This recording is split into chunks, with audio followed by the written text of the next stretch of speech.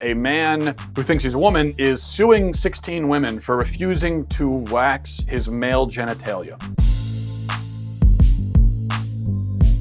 But he's also said that he will drop all of the complaints if he's given $2,500 from each of the women. He wants $2,500 apiece, and then he'll drop all the complaints. So just to be clear about this, okay? Just to be clear about what's happening here. This is a man demanding that women pay him for the right to not touch his genitals. Now here's my question. Where are the feminists on this? Shouldn't every feminist be up in arms about something like this? We already have men intruding into female spaces, into locker rooms and bathrooms and everything. And now it's gotten to the point where you have a man demanding that a woman touch his intimate areas.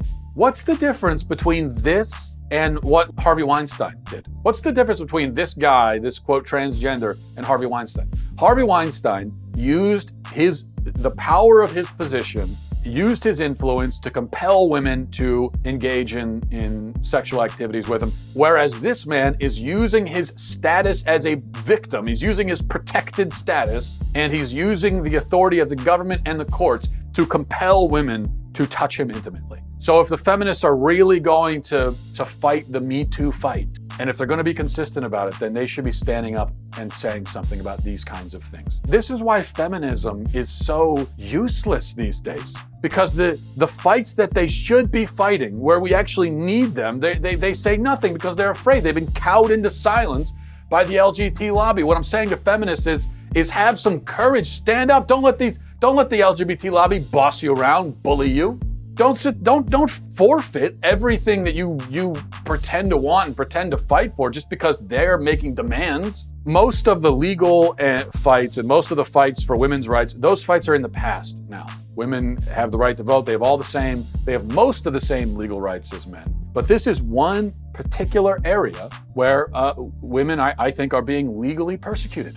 When men are able to use the power of the courts and the power of the government to compel women to do this or to tolerate men coming into their locker rooms. That is legal persecution of women, and that is where feminists should be standing up and saying something. But no, this guy insists he wants women to do it. Why is that? We're left only to speculate. Is this on his part some kind of like sexual thing where he gets some sort of sexual fulfillment from having women do? I don't know. As I said, we can only speculate. And when you're a man making these kinds of demands and being a bully like this, then you leave yourself open to speculation. And this is bullying. And I do have compassion and I do have sympathy. And this is mental illness, and this guy obviously is mentally ill. And for that aspect of the situation, for his psychological problems, I do have sympathy. But when you take this step to try to force women into touching you, well, that's not mental illness. That's just you being a bully.